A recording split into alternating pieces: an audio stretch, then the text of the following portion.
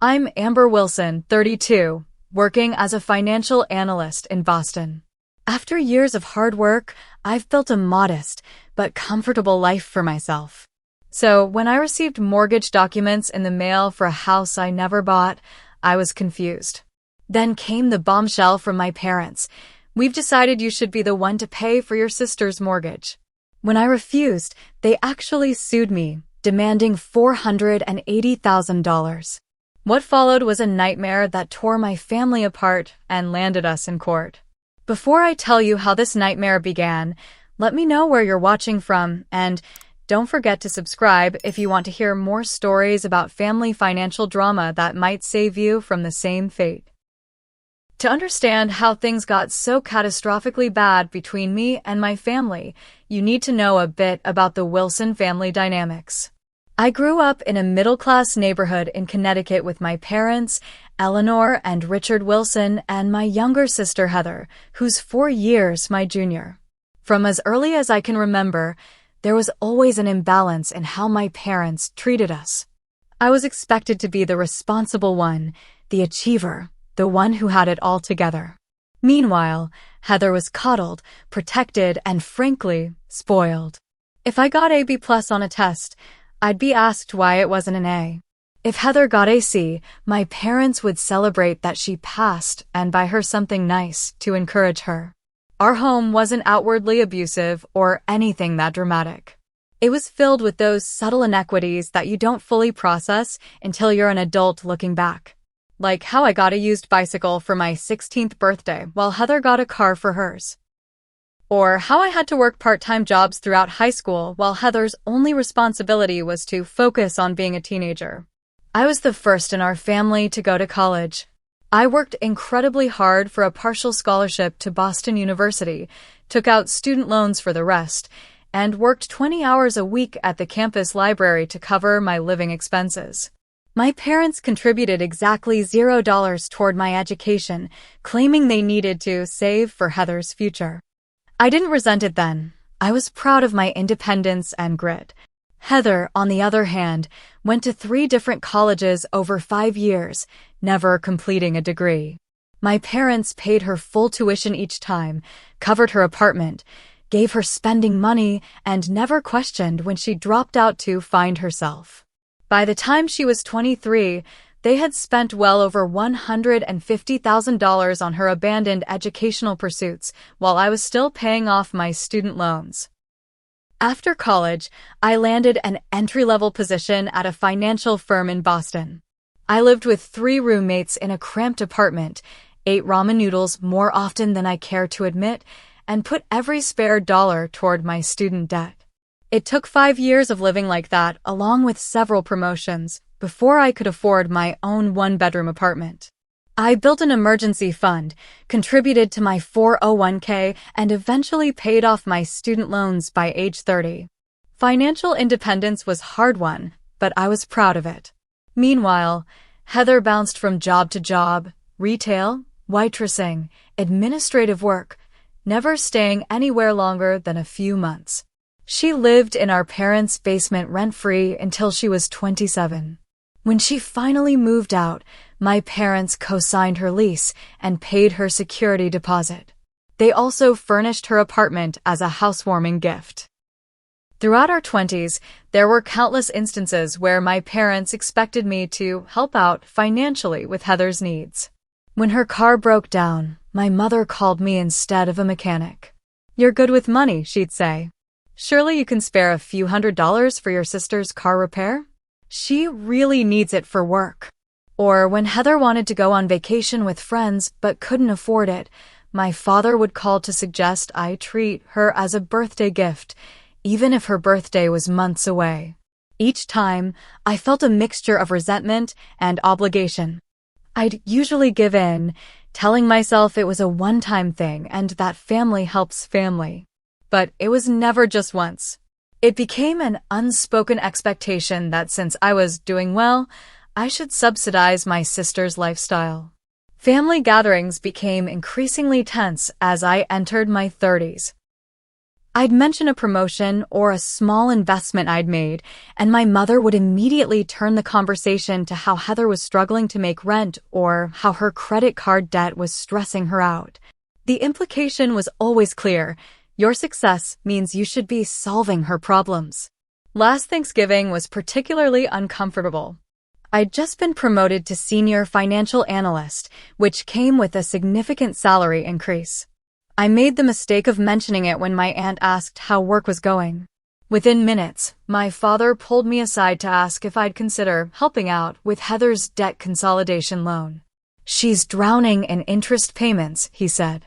"With your new position, it would barely make a dent in your finances." I deflected, saying I'd need to look at my budget. But as we were leaving, I overheard my mother telling Heather, "Don't worry, we'll figure something out with Amber. She doesn't understand how the real world works for normal people." The irony of this statement, coming from someone who had never allowed my sister to experience the actual real world, was not lost on me. Despite all this, I still craved my family's approval. I wanted them to be proud of what I'd accomplished through hard work and discipline. I wanted them to see that I'd built something meaningful without the safety net they'd always provided my sister. Deep down, I think I was still that little girl hoping that if I just achieved enough, they'd finally see me as worthy of the same love and support they so freely gave Heather. That hope, however misguided, was about to be shattered in the most devastating way imaginable. It was an ordinary Tuesday in April when I checked my mail after work. Among the usual bills and flyers was a thick envelope from Massachusetts Bay Mortgage Company. Thinking it was some kind of promotional material, I almost tossed it aside. But something made me open it. Inside was a complete set of mortgage documents for a property at 247 Oakwood Drive in Winchester, Massachusetts, an affluent suburb about 20 minutes from Boston. My name was listed as the borrower for a $480,000 loan. The monthly payment was calculated at $2,850 for a 30-year fixed-rate mortgage. I felt like I was having an out-of-body experience. I had never applied for this mortgage. I had never even seen this property. Yet there was my signature, or what appeared to be my signature, on several of the documents. I immediately called the mortgage company, but it was after business hours. I left an urgent message about potential fraud and identity theft, then spent a sleepless night wondering how this could have happened. The next morning, before I could follow up with the mortgage company, my mother called. "Did you get the mortgage papers?" she asked casually, as if she were asking about a birthday card she'd sent. "Mom, what's going on?" I demanded. "These papers have my name on them for a house I know nothing about." "Well, that's what we need to discuss," she said. "Your father and I think it's time we all got together for dinner. Can you come over tonight? Heather will be there too." My stomach nodded. "Mom, I need to know what's happening now. Is this some kind of identity theft?" "Don't be so dramatic, Amber," she sighed. "It's a family matter. We'll explain everything tonight." 6 o'clock. She hung up before I could protest further. I called in sick to work, something I rarely did, and spent the day in a fog of anxiety and confusion. That evening, I drove to my parents' house in Connecticut, the same house where I'd grown up. Heather's car was already in the driveway, a relatively new Honda Civic that my parents had helped her finance 2 years ago. When I walked in, they were all sitting in the living room, looking unnervingly calm. My mother poured me a glass of wine without asking if I wanted one. My father gestured to the armchair across from them, positioning me like I was at a job interview rather than a family dinner. "Amber," my father began, "we know you're confused about the mortgage documents, but we've been planning this for a while." "Planning what exactly?" I asked, the wine untouched on the coffee table between us. "Well, as you know, Heather has been renting that overpriced apartment in Cambridge," my mother chimed in. "And with the housing market being what it is, we thought it was time she owned something." "That's nice," I said cautiously. "But what does that have to do with me?" My father cleared his throat. "We found a perfect starter home in Winchester. Good neighborhood, good schools for when she eventually has children, convenient location. The thing is, my mother continued, with Heather's credit history and employment situation, she couldn't qualify for a mortgage on her own. A cold realization began to seep in. So you used my information? My credit? My income? My voice was rising with each question. Now, don't get upset, my father said sternly. We've decided that you should be the one to pay for this mortgage. I stared at them in disbelief. You've decided? Without asking me? Without my consent? You're doing so well in your career, my mother said, as if that explained everything. Your sister needs this house, and family takes care of family. Heather, who had been silent until now, finally spoke. It's not like you can't afford it, Amber. You're always talking about your promotions and investments. Meanwhile, I can barely make rent each month. Because you've never kept a job for more than a few months. I exploded. And even if I could afford it, which, by the way, I absolutely cannot without completely derailing my own financial future, that doesn't give anyone the right to commit fraud in my name. Fraud is a very ugly word, my mother said, frowning. We're family. How did you even do this? I demanded. How did you get my signature? My financial information. My father shifted uncomfortably. We still had your old tax returns from when you lived at home. And your mother, well, she's always been good at copying signatures. I felt physically ill. So you forged my signature on legal documents? Do you have any idea how serious this is? This is identity theft. This is fraud. This is a crime. Don't be so dramatic, Heather scoffed. It's not like we're strangers taking advantage of you. We're your family. A family that apparently thinks it's okay to steal my identity and saddle me with $500,000 of debt without my permission. I was shouting now, unable to contain my fury and disbelief. Lower your voice, my father commanded. The decision has been made. The house has already been purchased. Heather moves in next week. The decision has not been made, I said, standing up. I did not agree to this, and I will not be paying for a mortgage I didn't sign up for. What are you saying? My mother asked, her voice dangerous and low. I'm saying no. Absolutely not.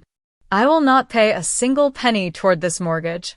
And tomorrow, I'm reporting this as fraud to the police and the mortgage company. There was a moment of stunned silence before all hell broke loose. Heather burst into tears, wailing about how I was ruining her life. My mother started listing all the sacrifices they'd made for me over the years, most of which were complete fabrications. My father threatened to disown me if I didn't do the right thing for once in your selfish life. The right thing? I laughed bitterly. The right thing would have been to teach Heather financial responsibility instead of enabling her dependence. The right thing would have been to respect me enough to at least ask before committing a felony in my name. I grabbed my purse and headed for the door. My mother followed me, grabbing my arm. If you walk out that door, you're no longer part of this family, she hissed. I looked her straight in the eye.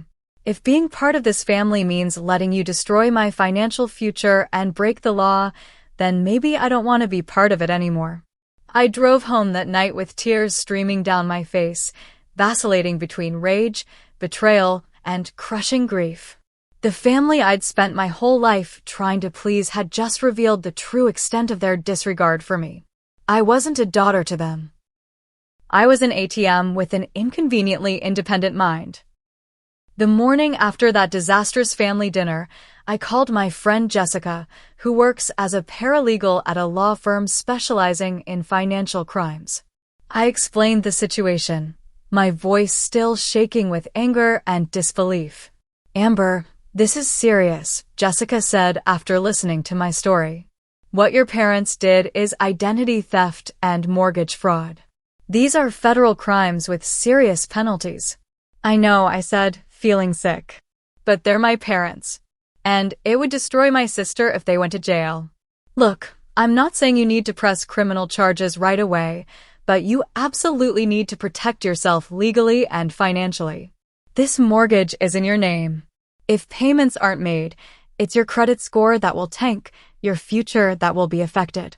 Jessica connected me with Rachel Goldstein, an attorney at her firm who agreed to see me pro bono for an initial consultation. Rachel didn't mince words. "First, we need to document everything," she said. "Then we need to formally notify the mortgage company, the property records office, and potentially the police that this mortgage was obtained fraudulently without your consent." "Will my parents go to jail?" I asked, still conflicted despite their betrayal. "That depends on whether you choose to press criminal charges," Rachel explained. "But regardless, you need to legally separate yourself from this mortgage before any payments are due." Over the next week, I gathered evidence, the forged documents, emails, and text messages from my parents admitting what they'd done, and a timeline of events. Rachel helped me draft a formal letter to my parents, sent by certified mail, stating unequivocally that I would not accept responsibility for the mortgage, that I was aware of the fraud committed in my name, and that I would be taking all necessary legal steps to protect myself. 3 days after they would have received my letter, my father called. I let it go to voicemail. "Amber, this childish tantrum has gone on long enough," his voice boomed from my phone speaker. "Your mother is beside herself, and Heather has been crying for days. You need to grow up and accept your family responsibilities. Call us immediately so we can sort this out like adults." I didn't call back. Instead, I followed Rachel's advice and sent formal notifications to the mortgage company and the county property records office, along with an affidavit stating that my signature had been forged. That's when things really escalated. My parents began calling me multiple times a day from different numbers to get around my call blocking. My mother showed up at my workplace, creating a scene in the lobby until security escorted her out. My father emailed my boss, claiming I was mentally unstable and making false accusations against family members. Thankfully, my boss recognized this as harassment and was supportive of me. Heather launched what I can only describe as a smear campaign on social media. She posted tearful videos about how her successful sister was trying to make her homeless out of spite. She shared manipulated screenshots of text conversations between us, edited to make me look heartless. She even created a GoFundMe titled "Abandoned by My Sister When I Needed Her Most," which raised several $1,000s based on a completely fictional version of events. The extended family got involved too. Aunts, uncles, and cousins I hadn't spoken to in years suddenly had strong opinions about my selfish behavior. Some sent me lengthy messages about family loyalty. Others simply unfriended and blocked me on social media without even hearing my side. Only my maternal grandmother, Ruth, reached out with genuine concern. "Amber, honey, there seems to be a lot happening with your parents and sister. I'm not taking sides, but I'm here if you need to talk. I love you." That single message of unconditional support made me break down in tears. It was the only lifeline from my family that didn't come with manipulation attached. Meanwhile, the mortgage company's fraud department had opened an investigation but warned me it could take months to resolve. They wouldn't confirm what actions they might take against my parents, citing the ongoing investigation. The stress began affecting every aspect of my life. I had trouble sleeping, often waking up from nightmares about being homeless or in prison for debts I didn't incur. My performance at work slipped, prompting a concerned check-in from my manager. I stopped going to my weekly yoga class, seeing friends, or doing much of anything beyond going to work and coming home to stare anxiously at my email for updates from Rachel or the mortgage company. Then came the ultimatum. My father left a voicemail that chilled me to the bone. "Amber, this is your final warning. Your mother and I have consulted with our attorney. If you don't withdraw your fraud claims and take responsibility for your sister's mortgage by the end of this week, we will be filing a lawsuit against you for the full value of the house. You might think you're clever with your fancy Boston lawyer, but we have decades of evidence of verbal agreements and family commitments that any judge will recognize. Don't test us on this." I immediately forwarded the voicemail to Rachel, who called me within minutes. "They're bluffing," she assured me. "There's no such thing as enforceable verbal agreements about taking on someone else's $500,000 mortgage. And family commitments aren't legally binding contracts. So I should ignore the threat? I asked. Rachel paused. Not exactly. Frivolous or not, if they do file a lawsuit, you'll need to respond. And defending yourself, even against baseless claims, can be expensive and stressful. What should I do? Continue documenting everything. Don't engage directly with them. And Amber, you might want to consider filing for a restraining order given the escalating harassment. A restraining order against my own parents. The suggestion was so surreal that I laughed despite myself. But the laughter quickly turned to tears as the full weight of the situation crashed down on me again. How had it come to this? How had the people who were supposed to love and protect me become the ones I needed legal protection from? 4 days later, I was served with lawsuit papers at my apartment. My parents were indeed suing me for $480,000, the full value of the house they had fraudulently purchased in my name. Their legal complaint was a masterpiece of manipulation and revisionist history, claiming that I had verbally agreed to purchase a home for my sister, that I had reneged on a family pact, and that they had acted as my agents in good faith. It was absurd, infuriating, and terrifying all at once. Because regardless of how baseless their claims were, I was now facing a real lawsuit that could drain my savings, damage my professional reputation, and drag on for months or years. As I sat on my couch that night, legal papers scattered around me, I hit my lowest point. I felt utterly alone. The family I had spent a lifetime trying to please had not only betrayed me, but was now actively trying to destroy the independence I had worked so hard to build. For the first time, I allowed myself to wonder if I would be better off just giving in, paying the mortgage, accepting the financial setback, and trying to salvage whatever remained of my family relationships. But as the thought formed, I felt a surge of clarity cut through the emotional fog.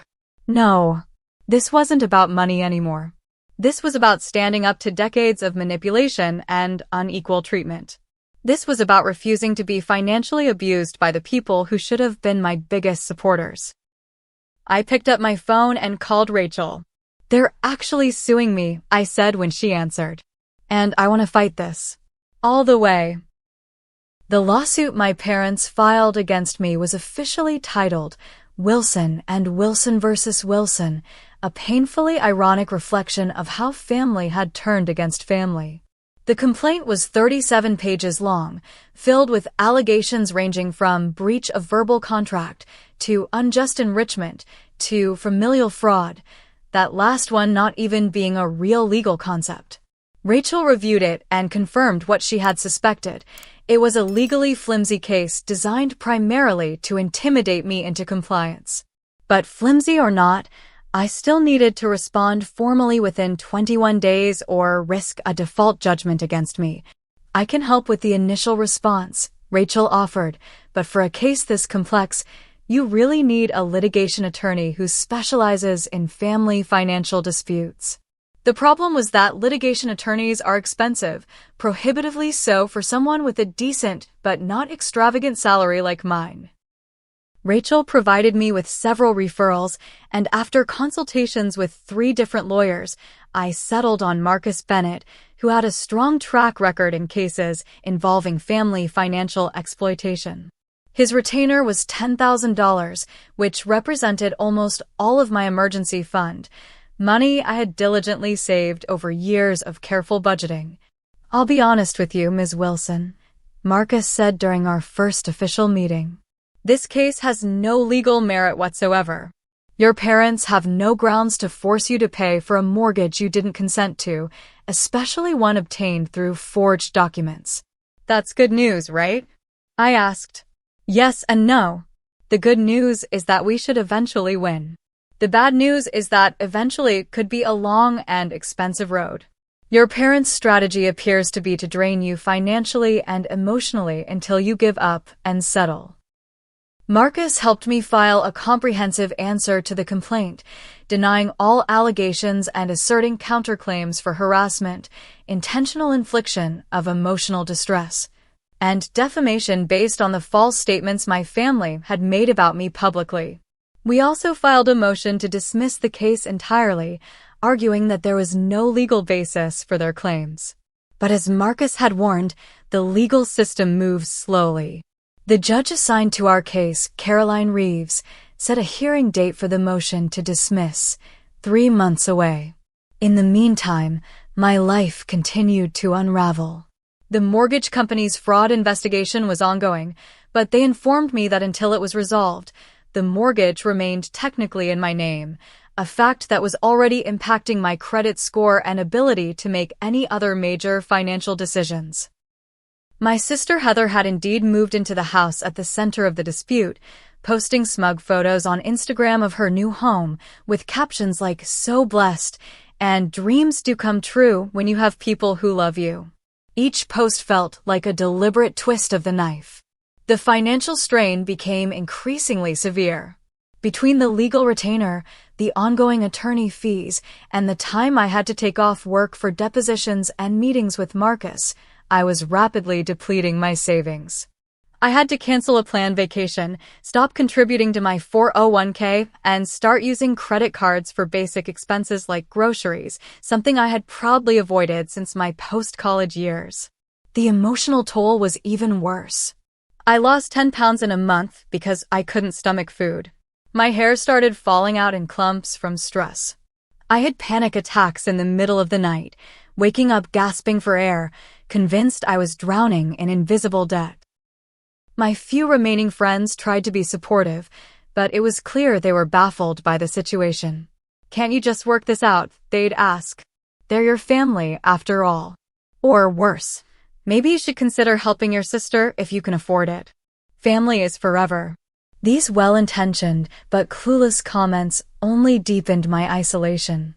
No one seemed to understand the fundamental violation that had occurred, how my own parents had weaponized my financial responsibility against me, how they had committed actual crimes in my name, how they were now trying to legally strong-arm me into subsidizing my adult sister's lifestyle. Even my therapist, whom I started seeing weekly to cope with the anxiety, seemed to subtly suggest that perhaps there was a compromise to be found. "Sometimes in family conflicts, winning the battle means losing the war," she said during one session. "What would it mean to you to preserve these relationships, even at some financial cost?" I didn't return to her practice after that session. I didn't need someone else suggesting that I should sacrifice my financial well-being on the altar of toxic family dynamics. 3 months into the lawsuit, my parents' attorney approached Marcus with a settlement offer. I would take over the mortgage payments for 5 years, after which the house would be refinanced in Heather's name, assuming she could qualify by then. And my parents would drop the lawsuit. Marcus presented the offer without recommendation, simply asking what I wanted to do. I sat in his office, staring at the settlement document, a turmoil of emotions churning inside me.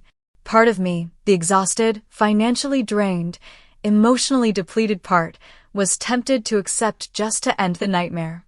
5 years of mortgage payments would be crippling but not completely ruinous. I could recover eventually. But then I thought about what accepting would really mean. It would mean that my parents' tactics had worked. It would mean that forging my signature, stealing my identity, and then suing me when I objected was a successful strategy. It would mean signing up for 5 more years of financial control and manipulation. "No," I said finally, my voice stronger than it had been in months. "I won't settle. Not for 5 years, not for 5 months, not for 5 minutes. What they did was wrong, and I won't validate it by giving in now." Marcus nodded, a hint of approval in his expression. "I'll convey your response." "And Ms. Wilson?" "For what it's worth, I think you're making the right call." The night before our court date for the motion to dismiss, I hit rock bottom. Sitting alone in my apartment, surrounded by legal documents, unpaid bills, and the remnants of a dinner I couldn't finish, I broke down completely. I sobbed until I could barely breathe, great heaving cries that seemed to come from the deepest part of me. I cried for the little girl who had always tried so hard to earn her parents' approval. I cried for the young woman who had put herself through college without support. I cried for the adult who had built a life of financial responsibility only to have it threatened by the very people who should have been proudest of her achievements. And as the tears finally subsided, I felt something shift within me. The grief was still there, but alongside it was a steely resolve. I would not be broken by this. I would not let them win. Whatever happened in court tomorrow, I would face it with the same determination that had carried me through every other challenge in my life. I texted Marcus, "I'm ready for tomorrow. Whatever it takes." His response came quickly, "Get some rest.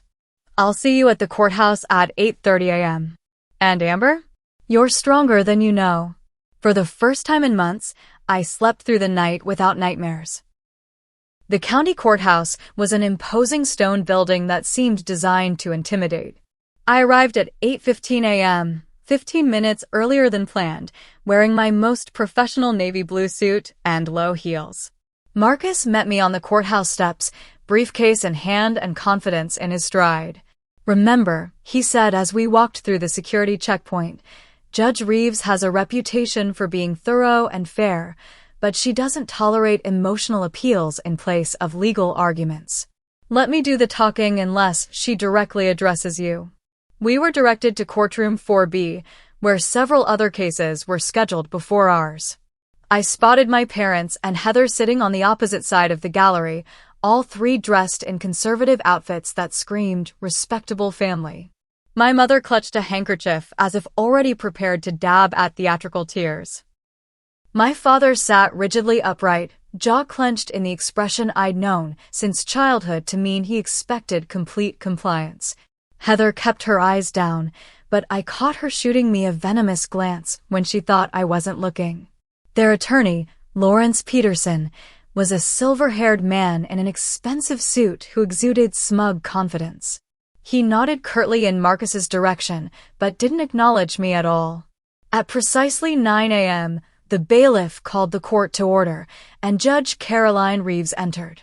She was a black woman in her late 50s with close-cropped gray hair and intelligent eyes behind stylish glasses. She moved through the preliminary cases efficiently but not rushly, giving each matter her full attention before moving to the next. At 10:45 a.m., the bailiff finally called Wilson and Wilson versus Wilson. My stomach clenched as Marcus and I approached the plaintiff's table while my parents and attorney Peterson took their places at the defense table. "We're here on the defendant's motion to dismiss," Judge Reeves stated, looking down at the file before her. "I've reviewed the complaint, the answer, and all supporting documents. Attorney Bennett, as the moving party, you may begin." Marcus stood and buttoned his jacket. "Thank you, Your Honor. This case should be dismissed with prejudice because it fails to state any valid legal claim upon which relief can be granted. The plaintiffs, Mr. and Mrs. Wilson, are attempting to enforce a non-existent, verbal agreement that their daughter, my client Amber Wilson, would pay for a mortgage for a house purchased for their other daughter, Heather Wilson." He proceeded to methodically dismantle each claim in my parents' lawsuit, pointing out that no evidence existed of any agreement, that verbal contracts for real estate transactions were unenforceable under the statute of frauds, and that my parents had admitted in writing to forging my signature on mortgage documents, a federal crime. "Furthermore, Your Honor," Marcus continued, "we have filed a counterclaim for the emotional distress caused by this harassment campaign, as well as for the damage to Ms. Wilson's credit score and financial standing resulting from the fraudulent mortgage." Judge Reeves listened attentively, occasionally making notes. When Marcus finished, she turned to Attorney Peterson. "Counsel for the plaintiffs, your response?" Peterson rose with a flourish. "Your Honor, this case is fundamentally about family obligations and implied contracts that exist within the unique context of family relationships. The Wilsons raised their daughter, provided for her education, and supported her career aspirations. In return, there was an understanding that when her sister needed assistance, Amber would provide it. I had to bite my tongue to keep from interrupting with the truth that my parents had contributed nothing to my education and that any understanding existed solely in their imaginations. Marcus had warned me to maintain a neutral expression regardless of what was said, but it took every ounce of self-control I possessed. Peterson continued, his voice taking on a dramatic quality. The Wilsons acted as agents for their daughter in securing this mortgage, believing in good faith that she had agreed to help her sister achieve the American dream of homeownership. Only after the purchase was complete did Ms. Wilson renege on this family commitment, leaving her parents with no choice but to seek legal remedy. Judge Reeves's expression remained neutral, but her next question suggested skepticism. Counselor, are you arguing that parents have an inherent legal right to forge their adult child's signature on mortgage documents based on a presumed family commitment? Peterson faltered slightly. Not in those exact terms, Your Honor, but within the context of this specific family dynamic. Let's be very clear, Judge Reeves interrupted. The complaint itself acknowledges that Ms. Wilson's signature was applied to these documents without her physical presence. Are the plaintiffs disputing that this occurred? They're not disputing the signature issue, Your Honor, Peterson admitted, but they maintain that they had implied authority to act on her behalf based on previous family financial arrangements. Judge Reeves raised an eyebrow. I'd like to hear directly from the plaintiffs on this point. Mr. Wilson, please approach.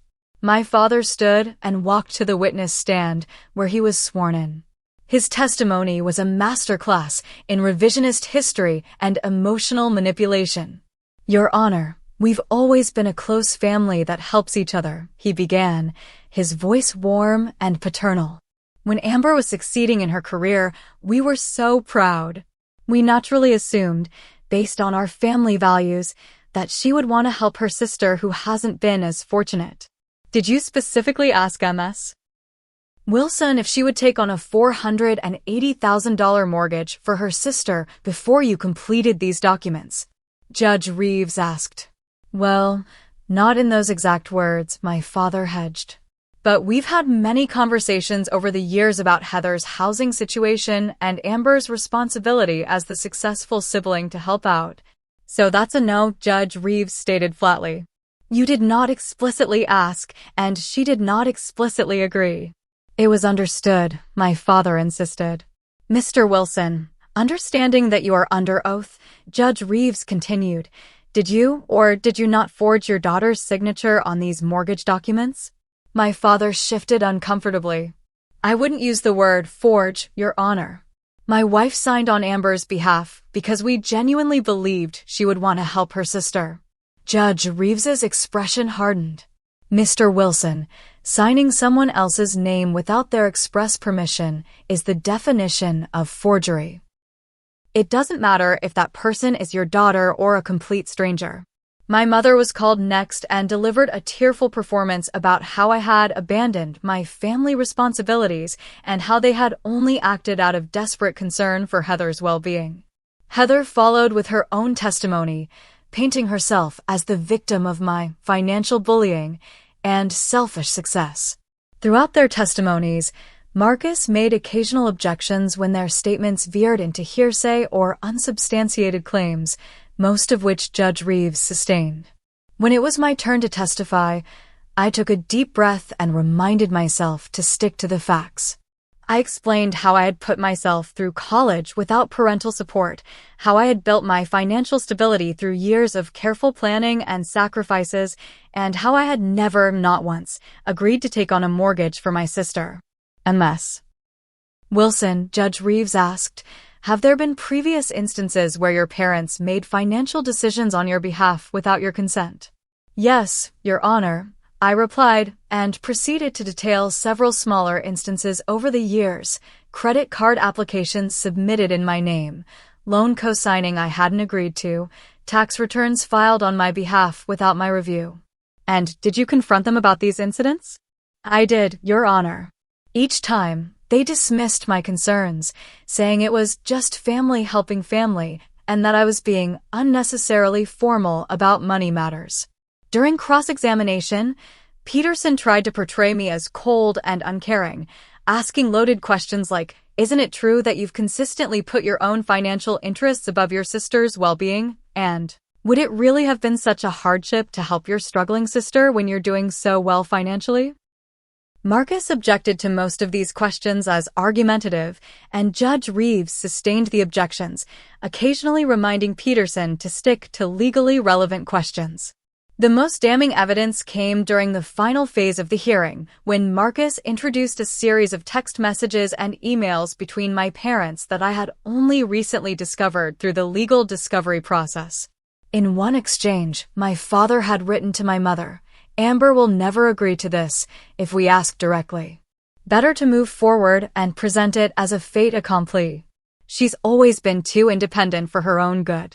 In another, my mother had replied, "Once the papers are signed and Heather is moved in, what can she really do?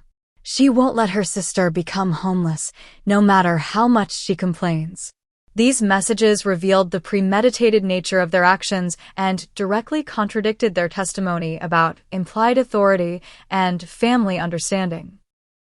As the hearing concluded, Judge Reeves looked at all parties over the rim of her glasses. "I'll take this matter under advisement and issue my ruling within 10 days. But I want to be very clear about something. Family relationships, no matter how close, do not override basic legal principles about consent, contracts, and identity theft." Court is adjourned. As we gathered our papers, I caught my mother's eye across the courtroom. For a brief moment, I thought I saw a flicker of uncertainty, maybe even regret, in her expression. But it was quickly replaced by the familiar mask of righteous indignation as she turned away. "You did well," Marcus told me as we exited the courthouse. The judge seemed receptive to our arguments, and those text messages were particularly compelling. But legal victories rarely feel satisfying in family cases. "Are you prepared for that?" I nodded slowly. "I think I realized something important in there today. This was never really about the money. It was about respect, or the lack of it. They've never respected me as an independent adult with the right to make my own choices." "And now?" Marcus asked. "Now I need to respect myself enough to hold that boundary, whatever the judge decides." As we parted ways on the courthouse steps, I felt an unexpected sense of calm. The outcome still hung in the balance, but I had spoken my truth, not just to the court, but to my family and to myself. Whatever happened next, that, at least, was a victory no one could take from me. 9 days after the hearing, I was in a budget meeting at work when my phone buzzed with a text from Marcus. "Ruling is in. Call me when you can."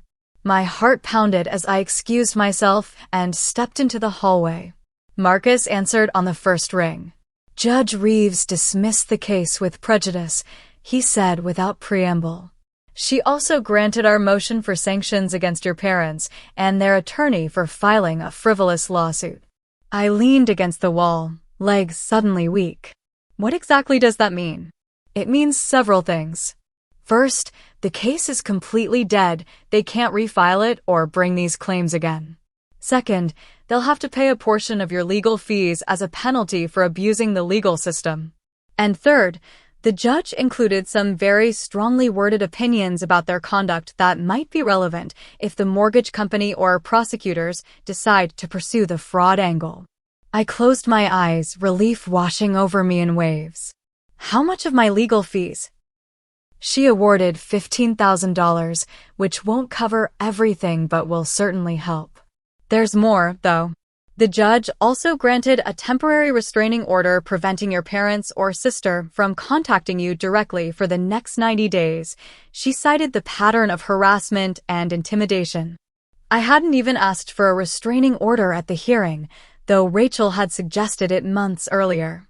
Judge Reeves had evidently seen enough in the evidence to determine it was necessary. "There's one more thing," Marcus continued. Judge Reeves referred the matter to the district attorney's office for potential criminal investigation regarding the mortgage fraud. That doesn't mean charges will be filed. That's entirely up to the DA, but the possibility is now on the table. This news landed with more complexity. While part of me felt vindicated that the legal system had recognized the severity of what my parents had done, another part still recoiled at the thought of them facing criminal charges.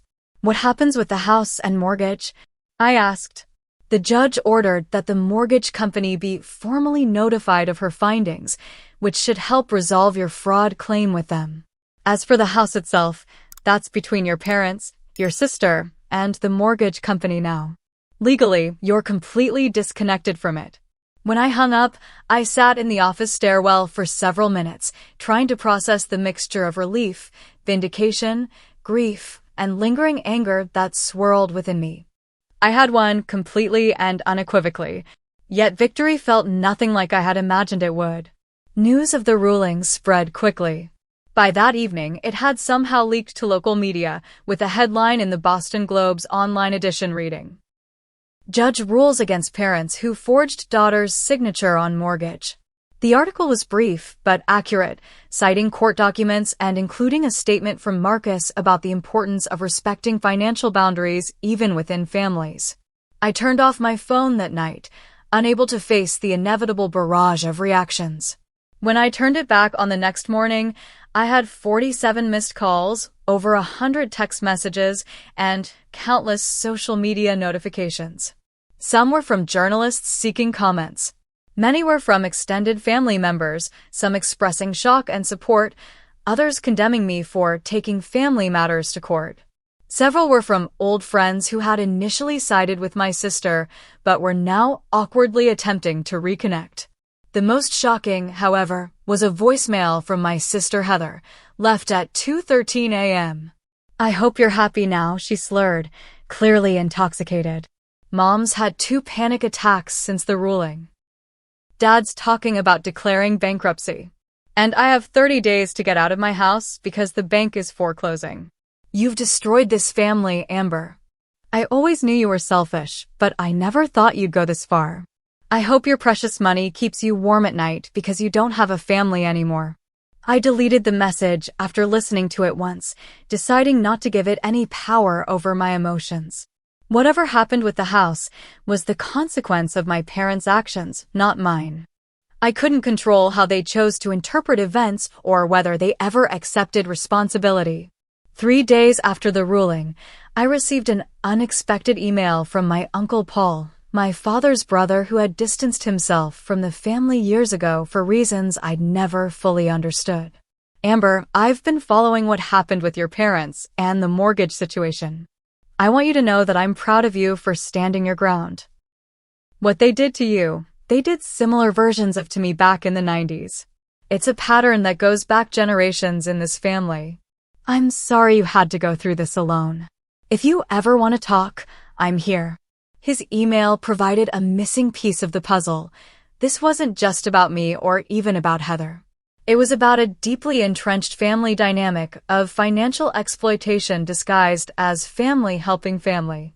Knowing that I wasn't the first to experience it and that Uncle Paul had survived and thrived after setting boundaries gave me a strange sense of peace. A week later, the mortgage company formally concluded their fraud investigation, sending me official documentation that my name had been removed from all records associated with the property and that my credit report would be corrected. They were pursuing their own legal options against my parents, but assured me that I was completely cleared of any responsibility. As predicted, the media attention faded quickly. My story was unusual enough to make local news, but not sensational enough to have staying power. Within 2 weeks, the articles disappeared from front pages, replaced by newer scandals and human interest stories. What didn't fade as quickly were the personal reverberations. Extended family members who had initially condemned me started reaching out after reading the judge's ruling, offering belated support that felt hollow after their earlier silence. I responded politely but distantly to most, recognizing that rebuilding trust would take time if it happened at all. My sister's social media underwent a dramatic transformation. Gone were the smug photos of her house, replaced by vague inspirational quotes about overcoming adversity and toxic people. She never directly mentioned me or the lawsuit, but her passive-aggressive allusions were transparent to anyone familiar with the situation. According to mutual acquaintances, Heather had moved back into my parents' basement while they appealed to the mortgage company for leniency. The house in Winchester stood empty, a physical manifestation of the consequences of their actions. My mother attempted to contact me once, about a month after the ruling, from a new phone number that bypassed my blocking. Her voicemail was brief and tense. "Amber, this has all gone too far. We need to talk as a family and find a solution. Call me back." I didn't.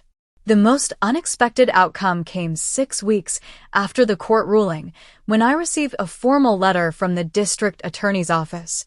They had reviewed Judge Reeves's referral and had decided not to pursue criminal charges against my parents, citing my lack of interest in pressing charges and the civil remedies already applied. The letter concluded with a note that the decision could be revisited if new evidence emerged or if I changed my mind about criminal proceedings. I felt an immense relief at this news. While I had needed to protect myself legally and financially, I had never wanted to see my parents face criminal penalties. The civil ruling had accomplished what I needed, a clean break from the fraudulent mortgage and formal recognition that what they had done was wrong. As the initial shock waves settled, I focused on rebuilding my financial security. The $15,000 in awarded legal fees helped offset some of my costs, though I had still spent considerably more defending myself. I created a new budget, started rebuilding my emergency fund, and resumed contributions to my retirement accounts. More importantly, I began rebuilding my emotional well-being.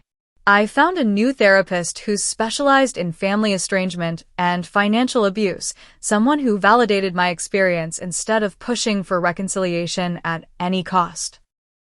I reconnected with friends who had stood by me and gradually expanded my social circle to include people who respected boundaries and healthy relationships.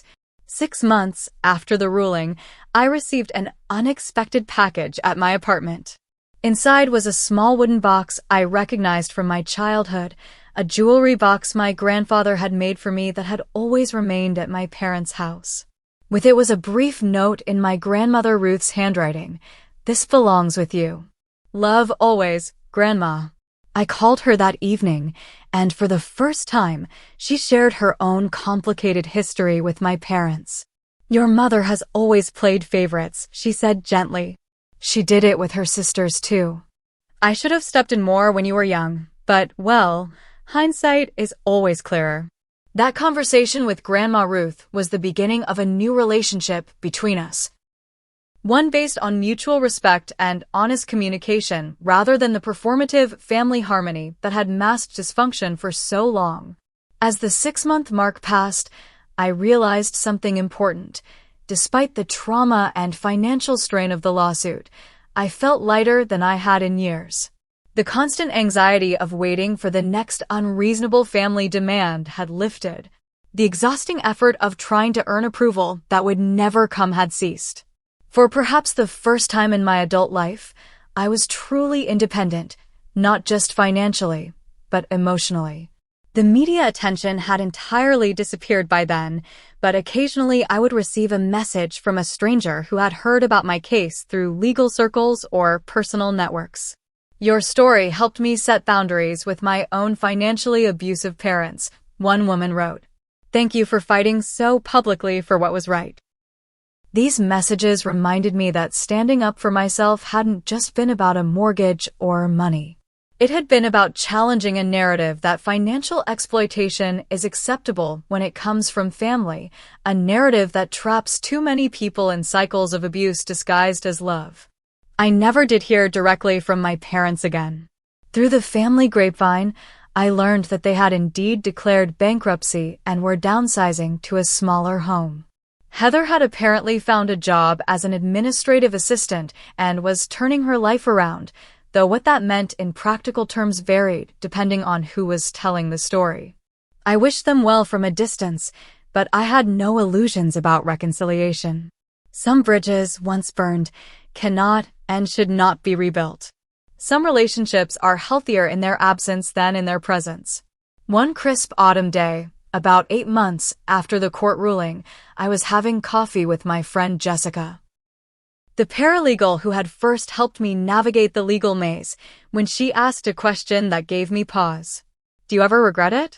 Standing your ground, I mean. Given everything it cost you. I considered the question carefully, watching the steam rise from my coffee cup. No, I said finally. It cost me a lot financially, emotionally, even some relationships I thought were solid. But it gave me something more valuable, the knowledge that I can protect myself, that my boundaries matter, and that I don't have to set myself on fire to keep others warm. Jessica nodded, understanding in her eyes. That's worth more than a house in Winchester. Exactly, I smiled. It's the foundation for building something better. 1 year after Judge Reeves dismissed my parents' lawsuit, I found myself sitting in a small cafe in Cambridge, across from a young woman named Rachel who reminded me painfully of myself from 18 months earlier.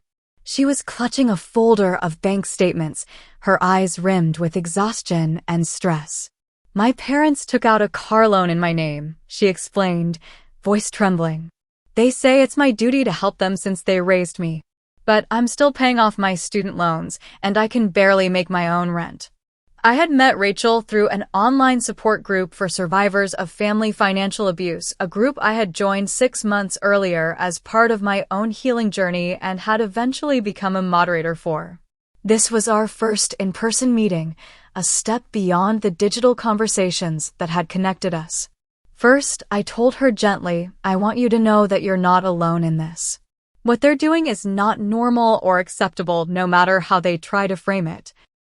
As I walked her through her options, from credit freezes to formal fraud reports to potential legal remedies, I reflected on how far I had come in my own recovery process. The immediate aftermath of the lawsuit had been brutal. Despite the legal victory, I had experienced a profound grief, not just for the family I had lost, but for the family I had never actually had. The idealized version of my parents and sister that I had clung to for so long had been irrevocably shattered, forcing me to confront the reality that they had always viewed me more as a resource than as a person with my own needs and boundaries. In those first few months, I had oscillated between numbing detachment and overwhelming emotion. I would go days feeling nothing, efficiently going through the motions of work and basic self-care, only to be ambushed by waves of rage or sorrow that left me gasping. A song on the radio, a family photo on a colleague's desk, a casual mention of someone's weekend plans with their parents, any of these could trigger a spiral of grief that felt bottomless. My therapist, Dr. Lena Martinez, had been instrumental in helping me navigate this emotional terrain. You're not just grieving the loss of your family relationships as they were, she explained during one particularly difficult session. You're grieving the loss of the fantasy of what those relationships could have been. And you're mourning the childhood you deserved but didn't get. This framing had been revelatory.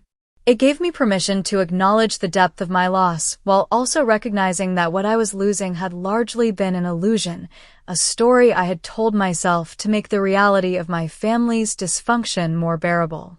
Therapy also helped me untangle the complex web of guilt, obligation, and distorted responsibility that had been woven through my family relationships. I came to understand how my parents had conditioned me from childhood to view my own needs as selfish and my sister's needs as paramount, creating a dynamic where any boundary setting on my part was framed as an attack on family unity. Financial abuse is particularly insidious, Dr. Martinez had noted, because money is so entangled with survival, security, and in many families, expressions of love. When someone manipulates your finances, they're not just attacking your bank account, they're undermining your sense of safety in the world. This insight had helped me reframe my experience not as a petty dispute over money, but as a necessary act of self-protection against people who had repeatedly demonstrated they did not have my best interests at heart. The practical rebuilding of my life had happened alongside this emotional work. 6 months after the lawsuit, I had received a significant promotion at work, moving from senior financial analyst to team leader with a substantial salary increase. The irony wasn't lost on me. My professional expertise in finance had been instrumental in recognizing and fighting the financial abuse in my personal life. I had also made a major housing change, moving from my one-bedroom apartment to a sunlit two-bedroom condo that I purchased with a carefully structured mortgage that felt empowering rather than imprisoning. The second bedroom became a combination home, office, and guest room, symbolizing both my professional advancement and my openness to new, healthier relationships in my life. My social circle had undergone a similar transformation. While some friendships had been casualties of the family conflict, people who couldn't understand my harshness toward my parents or who felt uncomfortable with the messy reality of family estrangement, other relationships had deepened. Jessica, my paralegal friend who had first connected me with legal help, had become one of my closest confidants. My colleague Mark, who had covered for me during my numerous court-related absences without question or judgment, had evolved from work friend to genuine friend. Most surprisingly, I had developed a meaningful relationship with my Uncle Paul, my father's estranged brother. Our initial email exchange had blossomed into regular phone calls and eventually visits. Through him, I gained insight into the intergenerational patterns of financial manipulation in my father's family, helping me understand that what had happened wasn't personal. It was a toxic pattern my parents were reenacting rather than a specific rejection of me. Your grandfather did the same thing to your father that he tried to do to you, Uncle Paul explained during one of our conversations. The difference is that your father capitulated, became part of the system, and then perpetuated it. You broke the cycle. That framing, that I had broken a cycle rather than a family, became crucial to my healing. It transformed my experience from a personal failure to maintain family harmony into a courageous refusal to perpetuate dysfunction. Another unexpected source of healing came through connecting with other survivors of family financial abuse. The online support group where I met Rachel had initially been just a place to share resources and advice, but it evolved into a community that provided the unconditional support and understanding that had been so conspicuously absent in my biological family. Within that community, I found my voice as an advocate. I began sharing my story more openly, first anonymously in the group, then in a blog under my real name, and eventually in occasional speaking engagements at financial literacy workshops. Each time I articulated my experience, it lost a bit more of its power to hurt me and gained power to potentially help others. Your story gave me the courage to check my credit report, one group member wrote. I found 3 accounts I never opened. I wouldn't have looked if you hadn't shared what happened to you. Messages like this reinforced that something meaningful could emerge from my pain, that the boundaries I had fought so hard to establish could create safe space, not just for me, but for others struggling with similar violations.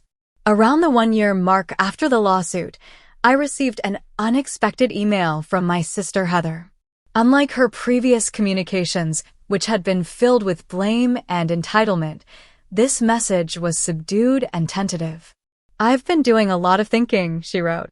I'm not ready to say I understand everything that happened or that I agree with all your choices, but I've started to see some patterns in how Mom and Dad interact with me that made me think about what you were trying to tell us. I'm working with a therapist now. I don't expect a response, but I wanted you to know. I deliberated for days about whether to reply. In consultation with Dr. Martinez, I eventually sent a brief, compassionate but boundaried response, acknowledging her message and wishing her well in her therapy journey, but not opening the door to immediate reconciliation. Whatever healing might be possible between Heather and me would require time, individual growth, and fundamentally changed dynamics, not a hasty papering over of deep wounds. There had been no further contact from my parents. Through family gossip that occasionally reached me via distant relatives, I knew they had downsized to a condominium after their bankruptcy and that my father had been forced to delay his retirement plans. I felt no satisfaction in their financial difficulties, but I also recognized that they were experiencing the natural consequences of their own choices, not punishments I had inflicted on them. As for my own financial recovery, it had been slower but steadier than I initially feared. The legal fees had depleted my savings, but my new higher salary allowed me to rebuild my emergency fund within 10 months. I worked with a financial advisor to create even stronger protections for my assets, including identity theft monitoring services, regular credit freezes, and a comprehensive estate plan that explicitly outlined my wishes regarding financial decisions should I become incapacitated. "You've turned financial trauma into financial empowerment," my advisor commented during our annual review. "That's rare and impressive." Sitting across from Rachel in that Cambridge cafe, I could see in her the same mixture of fear, determination, and hope that had carried me through my own ordeal. As she asked questions and took notes, her posture gradually shifted from hunched defensiveness to something more upright and resolved. "What if they never forgive me?" she asked finally, voicing the question that had haunted me for months. "That's the hardest part," I admitted. But eventually I realized I was asking the wrong question. The real question isn't whether they'll forgive you for protecting yourself. It's whether you'll forgive yourself if you don't. Rachel nodded slowly, understanding dawning in her eyes. "I think I need to make some calls," she said, gathering her documents with new purpose. As we parted, I handed her my card. "Whatever you decide, you're not alone in this. The group is there, and so am I." Walking back to my condo afterward, I reflected on the strange, painful, ultimately liberating journey of the past 18 months. The family I had desperately tried to please for 32 years was no longer in my life, and that loss still ached in quiet moments. But in their place had grown something perhaps more valuable. An unshakable trust in my own judgment, a community of chosen family built on mutual respect rather than obligation, and the knowledge that I had the strength to protect my boundaries even against the people I had been taught all my life to sacrifice them for. The lawsuit that my parents had intended as a tool of control had instead become the catalyst for my complete liberation from their emotional and financial manipulation. In trying to force me to pay for a house for my sister, they had inadvertently pushed me to build something far more valuable for myself, a life defined by authentic connections, clear boundaries, and the quiet confidence that comes from weathering a storm and finding yourself still standing on the other side. As I reached my building, my phone pinged with a message from the support group moderators. Another new member had joined, sharing a story distressingly similar to mine and Rachel's. I paused on my doorstep, composing a thoughtful welcome message. The cycle of financial exploitation that had damaged so many families might never be completely broken, but each person who found the courage to say no more weakened its hold on future generations. That, perhaps, was the most profound lesson of my journey, that sometimes the most loving legacy we can leave is not financial support or material assistance, but the example of what healthy boundaries look like and the courage to maintain them even at great personal cost. Have you ever had to set difficult boundaries with family over financial matters? I'd love to hear your experiences in the comments below. And if my story resonated with you, please hit that like button and subscribe to the channel for more real-life stories about navigating complex family dynamics. Remember, protecting your financial well-being isn't selfish. It's essential self-care. Thank you for listening, and I hope my journey helps you find the courage to honor your own boundaries, whatever they may be.